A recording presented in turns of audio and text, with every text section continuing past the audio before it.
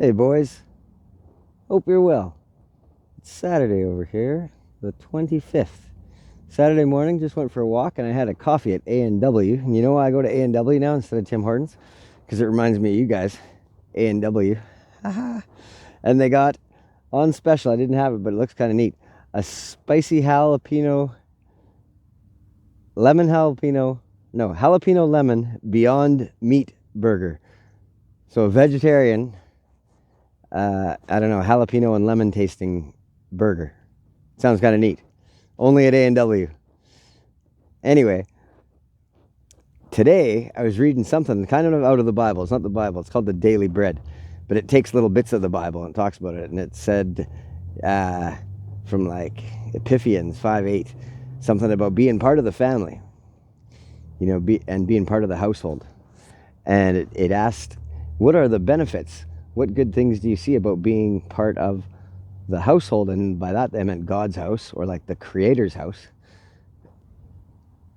And being family with all the other people that are believers. So those are people that like believe in something.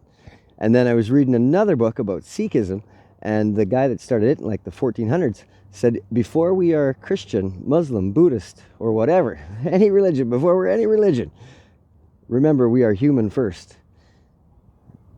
And that's kind of cool, you guys, because that's what the church now is about, right? Treating everybody good, and realizing everybody's got their own little story and got their own little challenge or whatever. But I hope you guys' challenges are turning into pretty good opportunities. Just give you a chance to work harder. Hope soccer's going well. Miss you both, and I hope I get to see you guys again sometime soon. Maybe in a month or something like that. I hope it'll be sooner than later. Anyway, love you guys. When I read you a story, The Kissing Hand, I read that, and I'm going to read another one maybe later today, and I'll put it up on YouTube so you can watch it there. Love you boys. Miss you. Bye-bye.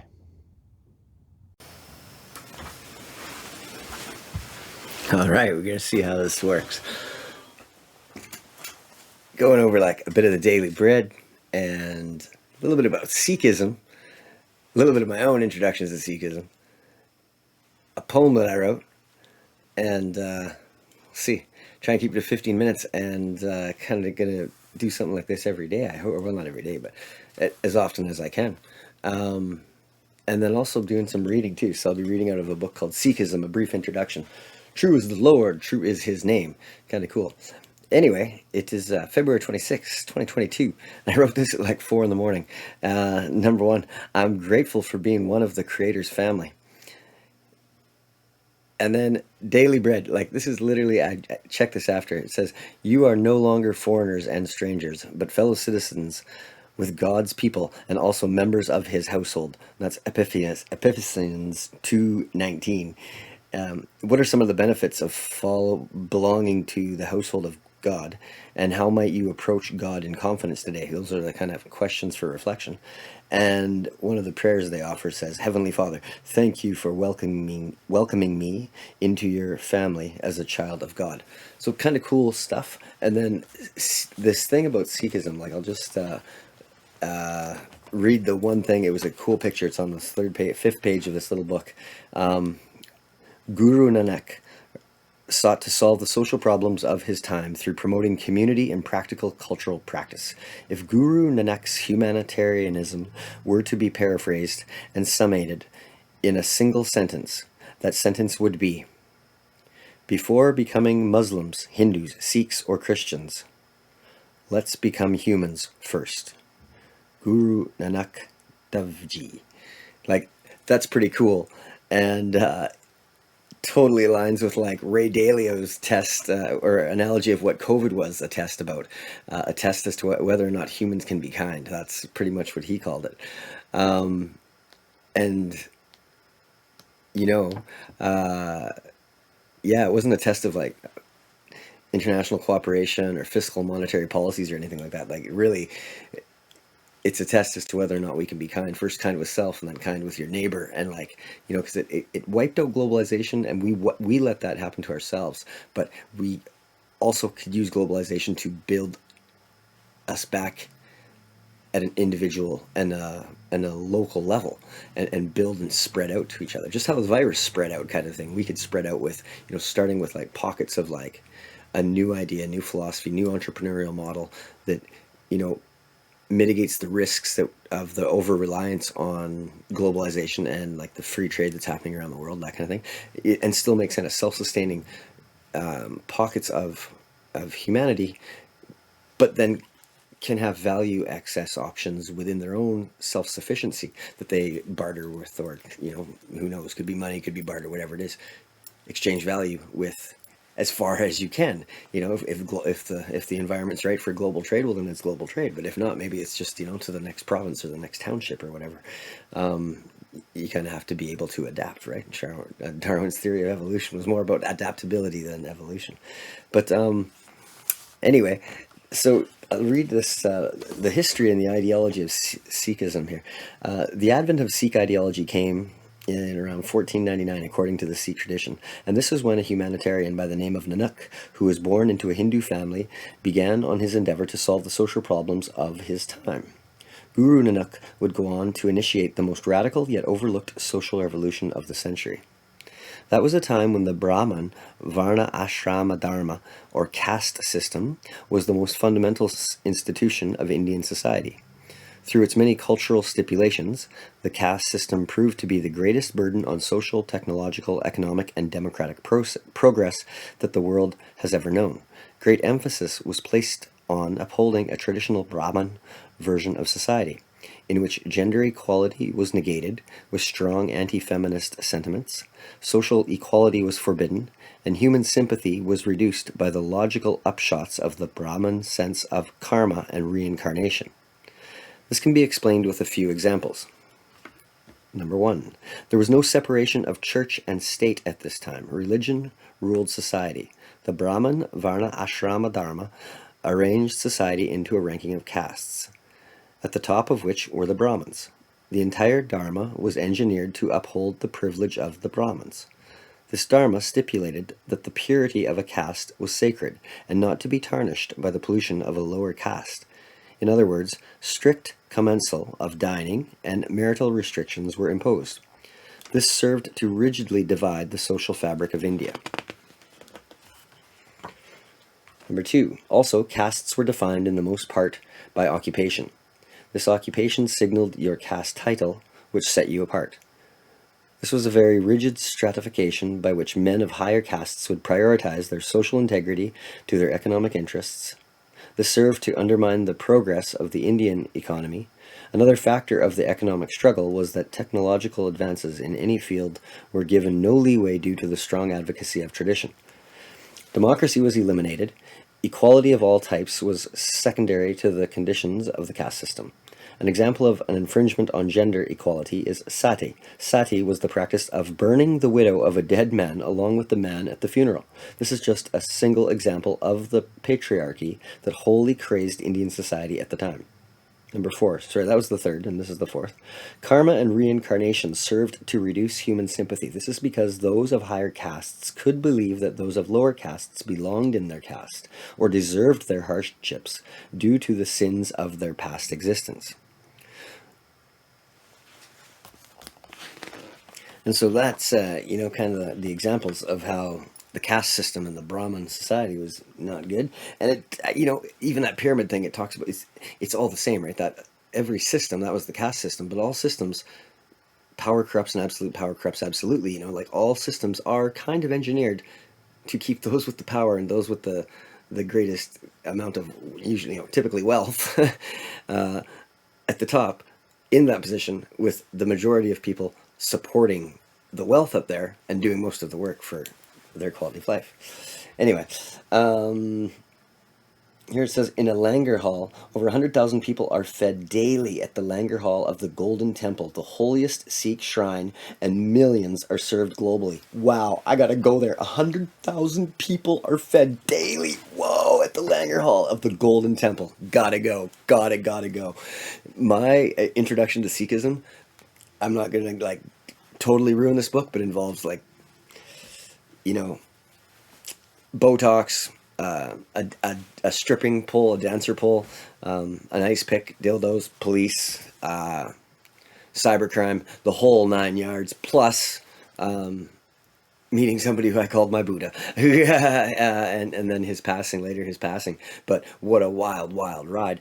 And that's I don't think he's going to talk. We're going to talk about that in this book, but still, my time going to the Gurdwara here in Kelowna has been like off the charts awesome. Like the family and like the wow is just insane. Like yeah, I really hope I get to go there today. Actually, I'm just gonna go jump on a bike. It's a long way, but I've walked there quite a few times. But this is like a real special time because they're like yeah doing the 72-hour nonstop recital of basically you could call it the book or in another term it would be like the Bible or something similar to that. I think they call it the book. Well, there's another name for it, but in Punjabi. But anyway, I gotta go to this place. Like, gotta go. Anyway, so this Nanak, Guru Nanak, did not believe in empty ritualistic practices or a hierarchy of being. He believed in humble equality and sought plebeian prosperity. He held his beliefs high over himself and considered himself to simply be a vessel of God's message, which was to be passed on. Guru Nanak implemented his belief in equality in many ways, one of which was by establishing the daily langar hall, or free kitchen. This is a place where people of every race, color, creed, or caste could congregate daily to dine as a community on the same plane.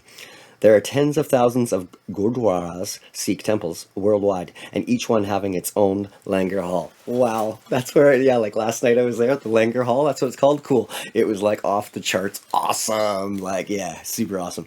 There are three basic tenets of Sikhism which serve to condense the basic principles of the Sikh ideology. Kirt Karo, work hard and make an honest living, free of deception or fraud. Vand Chakra, use your hard-earned living to help those in need who may be less fortunate than yourself. Uplift your fellow beings. Nam Japo, always bear God's message in mind and meditate on God's name. The Sikh ideology is essentially that of equality, love, and overall humanitarian justice. To be a true Sikh, one must adhere to these basic concepts first. Becoming a baptized Sikh and wearing the religious garb, turban, and ceremonial dagger, etc. is not Sikhism in its whole. It is but a portion. Sikhism also does not teach religious conversion of others. There is no such thing as a real Sikh missionary. Sikhs are taught to practice their teaching and led by example. Lead by example. Wow, cool. This is like pulling strings right out of my heart here, out of the Church of Now, like I started in 1995. Like it's like, boom, baby. It's like, I could have wrote this book when I was 2. So we've got 4 sons, all of whom lost their lives fighting for justice and humanity. Wow, that's Guru Gobind Singh Ji. Guru Nanak spent a total of 24 years on his spiritual expeditions throughout India and the Middle East and is believed to have traveled a total of 28,000 kilometers by foot. Everywhere he went, he practiced and preached the dogma of peace, humanity, equality, and community with a direct simplicity that carried his message on to spark the most radical yet overlooked social revolution of the century. After Guru Nanak, there were 9 successive gurus who followed, all acting as vessels for God's message. Our 10th guru, Guru Gobind Singh, inaugurated the Khalsa, a collective body of all initiated Sikhs. Khalsa translate to sovereign or free. Guru Gobind Singh Ji passed the guruship on to the 11th living perpetual guru, Guru Granth Sahib Ji. The Guru Granth Sahib Ji is Sikhism's sacred text. O Guru Granth Sahib Ji. It is a voluminous text of 1430 angs or pages, compiled and composed during the period of Sikh gurus from 1469 to 1708. It is a collection of hymns, Shabad, or Bani, describing the qualities of God and why one should meditate on God's name. Identity. There are a few characteristics that are unique to the Sikh identity, and there are 5 Ks. Anyway, hey, I bet you that's probably been 15 minutes. I'm going to check. No timer, but it's going to be close enough. Hey, We'll stop here. I'll get you off with my poem that I wrote here when I was at A&W, right? Because A&W, like I thought everybody named their kids after A&W. That's why I'm like, hey boys, sorry, I thought everybody did that. It's called FOE, stands for Family Over Everything. I seen that tattooed on a guy's hand earlier, and he gave me a ride from the laundromat. Bless his soul, man, just a cool brother. Grateful to be family in his house, hers as well. For it took two, three smokes, three angels, and then a Porsche Macan. Infinity and beyond. It's go time. A mother truck and Dodge Ram. Heart's intention to pray twice today, adaptability and manifestation, a dime for the daughter of creation.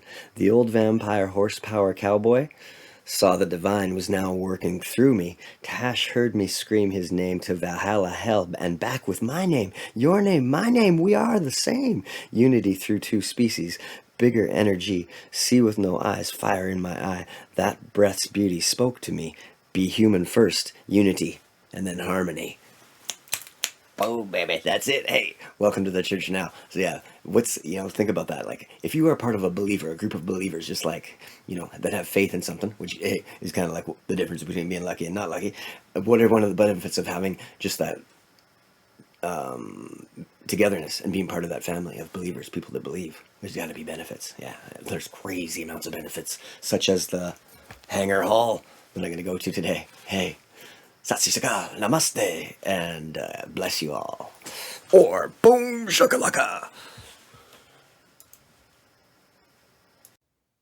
Okay, literally, just finished reading that poem, and like part of the introduction to Sikhism got to the identity, the 5Ks.